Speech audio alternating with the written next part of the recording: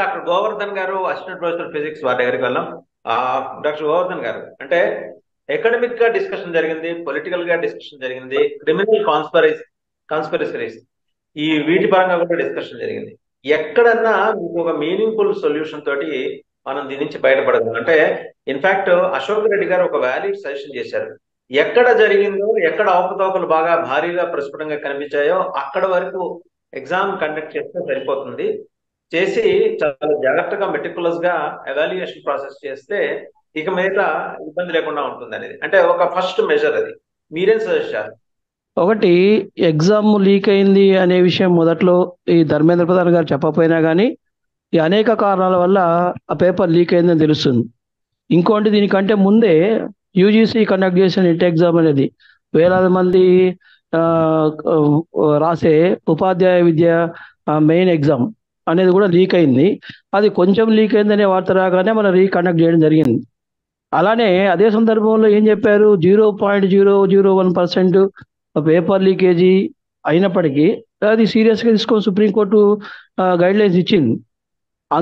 ఇందులో కొన్ని వేల మంది పార్టిసిపేట్ అయి ఉన్నారు కాబట్టి ఎగ్జామ్లో ఈ కొన్ని ఏరియాస్గా పరిమితమైందని చెప్పేసి ఈ ఎగ్జామ్ పెట్టాలా లేదనేది జూన్ 8 వచ్చే సుప్రీంకోర్టు ఈ గైడ్ లైన్స్ ప్రకారము రేపు బంద్ అనేది ఆందోళన కార్యక్రమాలు విపరీతంగా జరుగుతున్నాయి.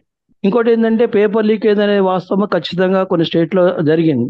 ఎందుకంటే ఒకటి, రిజల్ట్ ఓరియంటేషన్. జూన్ 14 రావాల్సిన రిజల్ట్ ముందే రిజల్ట్స్ అనౌన్స్ చేశారు. అది అనుకోకుండా అంత ఎన్టీఏకి అవసరం లేదు. ముందే రిజల్ట్స్ ఇవ్వాల్సిన అవసరము, తర్వాత ప్రజల్ని కన్ఫ్యూజన్లో పెట్టే అవసరము, పేరెంట్స్ని పిల్లల్ని కన్ఫ్యూజన్ పెట్టే అవసరం లేదు. ఇంకోటి ఏంటంటే మనం చూస్తే గత రిజల్ట్స్ గత 2022, 23, 24 చూసినట్టయితే అందులో టాప్ మార్క్స్ పొందిన విద్యార్థులు 2022 చూస్తే ఫోర్ మెంబర్స్ ఉన్నారు. తర్వాత వచ్చేసి ఓన్లీ 2023లో 2 మెంబర్స్ ఉన్నారు. ఈ సంవత్సరం వరకు వచ్చేసి 67 మెంబర్స్ ఉన్నారు. ఈ 67 మెంబర్స్లో ఒకే సెంటర్ నుంచి 8 మెంబర్స్ దాదాపు ఒకే రూల్ నెంబర్ దాదాపుగా కొద్ది మార్పుల రూల్ నెంబర్స్ ఉన్నారు. అంటే దీని ప్రకారం మనము రిజల్ట్స్ కూడా చూస్తే పేపరు కొన్ని ప్రాంతాల్లో ఖచ్చితంగా లీక్ అయిందని చెప్పాలి. సుప్రీంకోర్టు ఏం చెప్పింది, 0.01% ఏమాత్రం లీక్ ఉన్నా కానీ మళ్ళీ రీకండక్ట్ చేయమని చెప్పింది. అయితే ఇక్కడ మనకు వచ్చేది రేపు జూలై 8 సుప్రీంకోర్టు ఏం చెప్తుందో దాన్ని బట్టి అంటున్నారు. కానీ ఈ రీకండక్ట్ చేయటం ఎంత లాభమో రీకండక్ట్ చేయటం వల్ల నష్టం కూడా అంతే ఉంది. చాలా మంది విద్యార్థులు మేము ఈ ప్లేస్లో ఉండి మేము సంవత్సరం అంతా కోచింగ్ ఇస్తూ పిల్లల్లోని ఒక ఫిజిక్స్ లెక్చర్గా పిల్లల్లో ఎంత స్ట్రెస్ అనుభవిస్తారో మాకు తెలుసు. ఈ ఎగ్జామ్ అయిపోతే మా జీవితాలు బాగుపడతాయి, ఈ సంవత్సరంతో మేము పోతాము అనుకున్న వాళ్ళు కొద్ది మార్క్స్తో తేడాతో ఫ్రెండ్స్కి వచ్చేసి వాళ్ళు రాకపోవడం వల్ల మళ్ళీ లాంగ్ టర్మ్ తీసుకుని ధైర్యం తెచ్చుకొని ఫీజులు చేసుకొని మళ్ళా కోచింగ్ సెంటర్లో ఒక సంవత్సరం పాటు మగ్గిపోయి రాసి ఏదో కొద్ది మంది లాభాపేక్ష కోసం ఎకామికల్కి ఆర్థికంగా మంచిగా ఉండి ఈజీగా ఏదో సీటు కొనుక్కుందాంలే, ఏదో ఒక పేపర్ లీకేజ్ కాడ ఈజీగా తెచ్చుకుందామని ఉద్దేశంతో ఈ లీక్ వల్ల కొన్ని వేల మంది 23 లక్షల మంది పేపర్ ఎగ్జామ్ రాస్తే దాంట్లో కొన్ని వేల మంది మంచిగానే ఎగ్జామ్ రాసుంటారు. అలా ఎగ్జామ్ చేస్తే ఏమవుతుంది అంటే అన్ని వేల మంది ప్రిపేర్ అయ్యే అవకాశాలు ఉన్నాయా అనేది మనం చెప్పలేం పూర్తిగా. ఎందుకంటే వాళ్ళు కట్టే ఫీజులు, వాళ్ళ వాళ్ళు వాళ్ళకు ఉండే టైము, వాళ్ళ పేరెంట్స్ యొక్క స్తోమత ఎంతమందికి మనలాంటి దేశాల్లో లభ్యం అవుతుంది అనేది మనకు తెలుసు. అది కొద్ది మంది అవుతుంది ఆర్థికంగా మంచిగా ఉన్నవాళ్ళు, కొద్ది మార్క్స్ తక్కువ రావటం వల్ల వాళ్ళు దీనికి ఎంకరేజ్ చేయొచ్చు, మళ్ళీ ఎగ్జామ్ రాస్తే మా వాడికి మెరుగ్గా ఉంటుందేమని.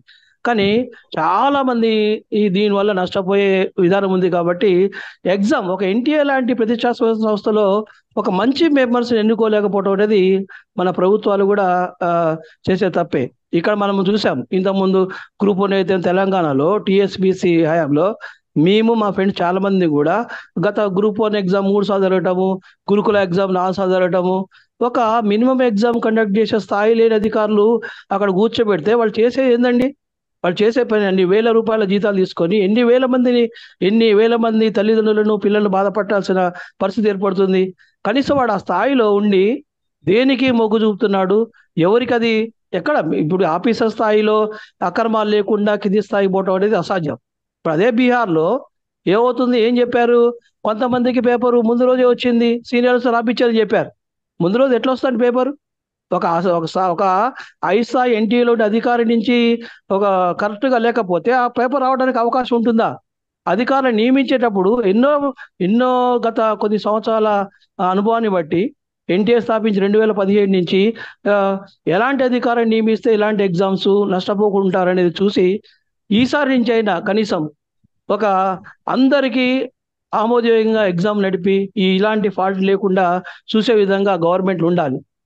ఇలాంటి ఎగ్జామ్ మీద కొంచెం కాన్సన్ట్రేషన్ ఉండాలి. పరిపాలనా విధానంలో వాళ్ళు చూసుకునేప్పుడు ఎలక్షన్లు, ఇది వాళ్ళ గెలుపు ఇవి చూసుకోవటమే కానీ తర్వాత వీటి మీద ఇలాంటి వాటి మీద ప్రజలకు ఉపయోగపడి ప్రజల ప్రాణాలతోని చెలగాటం అంటే తర్వాత ప్రజలతోని పేరెంట్స్తోని ప్రజలతోని చెలగాటం అంటే ఇలాంటి ఎగ్జామ్స్ని ఎంత ప్రతిష్టాత్మకంగా జరపాలి.